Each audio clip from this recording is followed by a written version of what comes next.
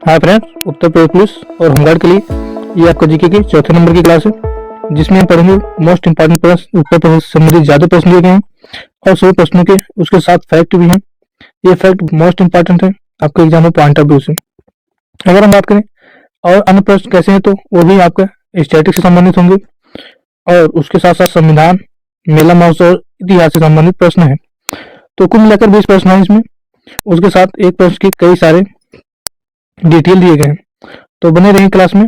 ये class most important है आपके एग्जाम की तैयारी के लिए और उसके साथ साथ नॉलेज को बढ़ाने में। तो आज का पहला प्रश्न है कि उत्तर प्रदेश के भाबर क्षेत्र में निम्नलिखित में से किस प्रकार की मिट्टी पाई जाती है? महीन जलोढ़, दलदली, कंकरीली और पथरीली।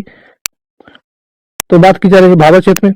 भाबर क्षेत्र की बात करें तो यहाँ पर ऑप्शन नंबर 3 सही हो जाएगा आपका। कंकरीली और पथरीली मिट्टी पाई जाती है। कंकरीली और पथरीली मिट्टी पाई जाती है।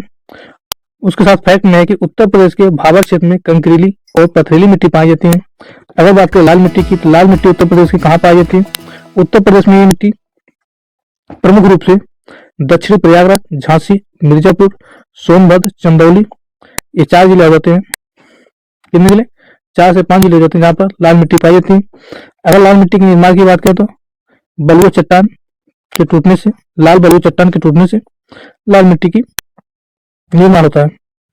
उसके बाद दूसरे नंबर का प्रश्न पूछा आपसे कि उत्तर प्रदेश में लाल मिट्टी कहाँ पर पाई जाती है?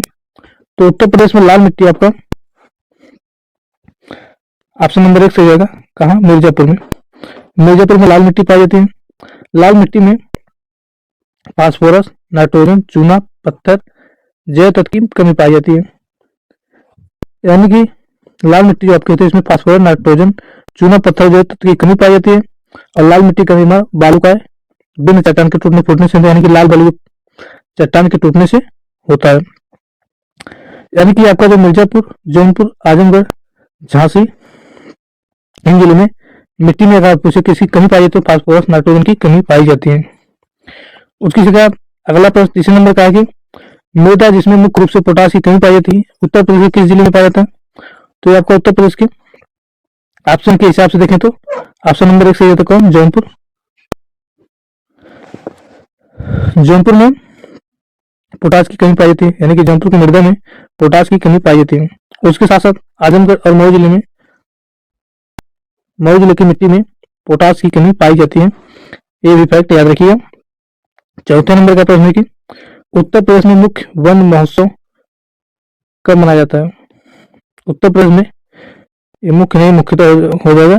वन महोत्सव कब मनाया जाता है? तो 1 जुलाई से 7 जुलाई, यानी कि ऑप्शन नंबर 2 सही होता है आपका।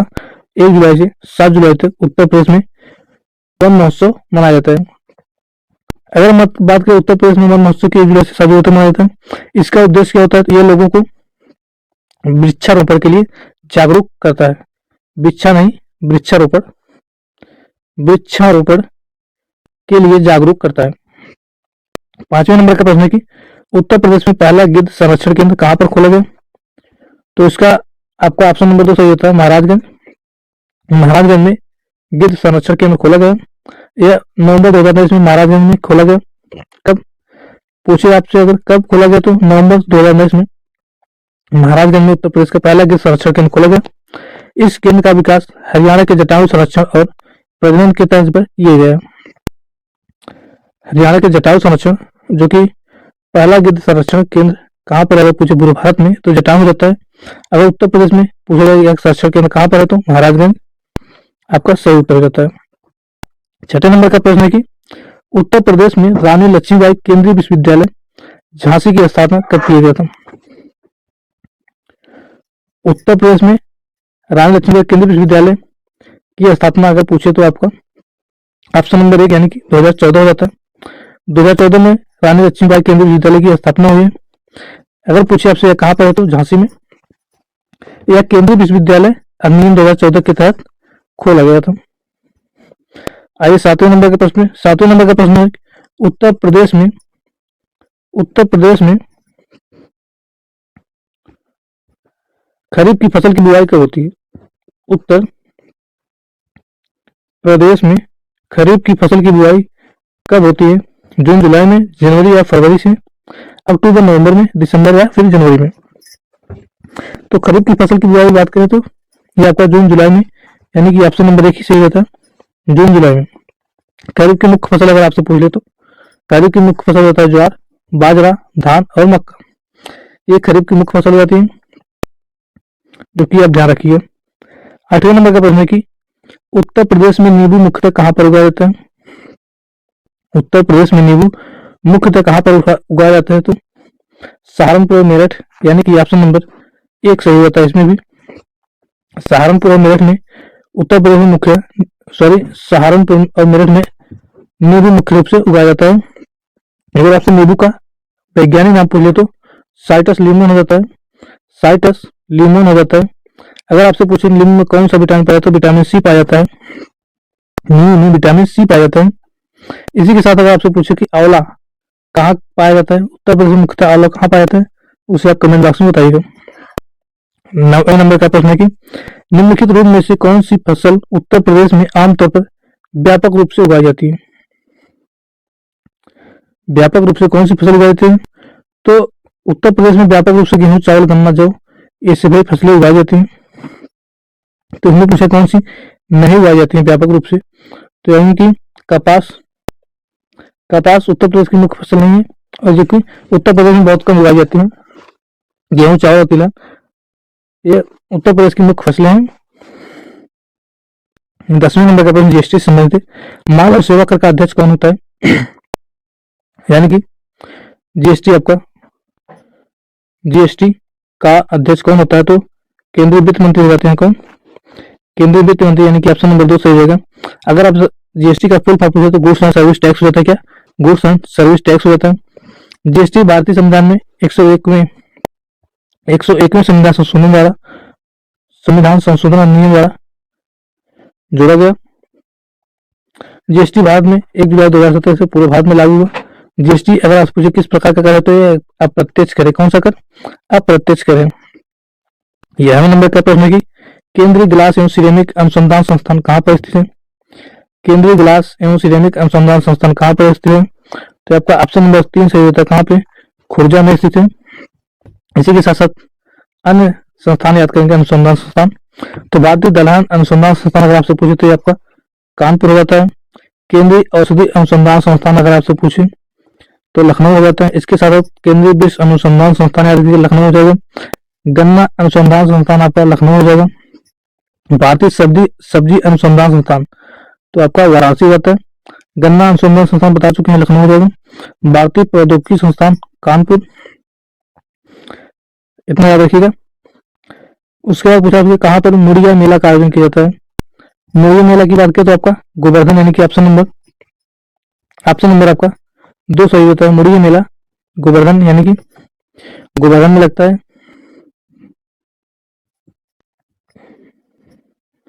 उसके बाद इसके साथ अन्य मेला, नौचंदी मेला पूछे आपसे मेरठ में, बटेश्वर मेला यहाँ पर जोड़ लीजिएगा।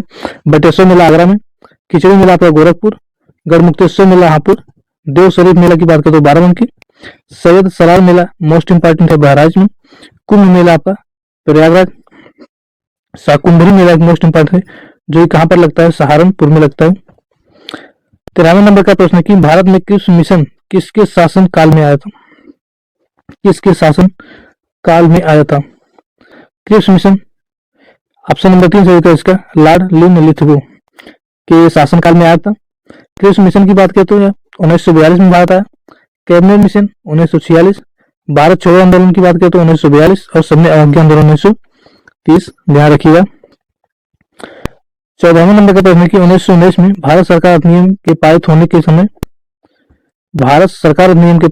समय पर राज्य सचिव कौन थे? तो ऑप्शन नंबर 4 सही होता है, लॉर्ड चेम्सफोर्ड थे। कौन थे? लॉर्ड चेम्सफोर्ड थे। 15वें नंबर का प्रश्न कि भारत में निम्नलिखित में से किस जगह रबर का सर्वाधिक उत्पादन होता है? भारत की बात करें तो सर्वाधिक उत्पादन रबर का केरल में हो जाता है। कहाँ पे? केरल में हो जाता है, यानी कि ऑप्शन नंबर 2 सही होगा, केरल। अगर बात करें विश्व में रबर का सर्वाधिक उत्पादन कहाँ होता है आपका? तो थाईलैंड हो जाता है। कहाँ पे? थाईलैंड। अगर विश्व की बात करें तो थाईलैंड, भारत की बात करें तो केरल में रबर का सर्वाधिक उत्पादन होता है। 16वें नंबर का प्रश्न है कि तुलसी मानस मंदिर कहाँ पर स्थित है? तुलसी मानस मंदिर कहाँ पर स्थित है? ये आपका वाराणसी में रहता है। ऑप्शन नंबर 3 तुलसी मानस मंदिर वाराणसी में। वाराणसी में ही आपका काशी विश्वनाथ मंदिर है, जो कि अहिल्याबाई होलकर द्वारा निर्मित किए गए हैं। प्रेम मंदिर आपसे पूछे तो मथुरा। कृष्ण जन्मभूमि मंदिर मथुरा। गोरखनाथ मंदिर आपका गोरखपुर होता है। दशावतार मंदिर आपका ललितपुर रहेगा। दशावतार मंदिर ललितपुर होता है। भीतरगांव मंदिर आपका कानपुर हो जाता है। कहाँ पर? कानपुर हो जाता है।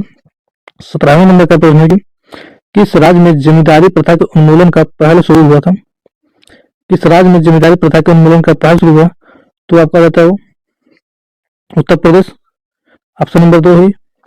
उत्तर प्रदेश जमींदारी उन्मूलन और भूमि सुधार अधिनियम 1950 के तहत भारत में जमींदारी प्रथा को खत्म करने और किसानों को सशक्त बनाने के लिए उत्तर प्रदेश सरकार द्वारा बनाया गया एक ऐतिहासिक कानून है, जो कि उत्तर प्रदेश से ही शुरू हुआ है। इसमें भी ऑप्शन नंबर 2 सही होता है। 18वें नंबर का प्रश्न, इनमें से कौन से स्टोरेज डिवाइस नहीं?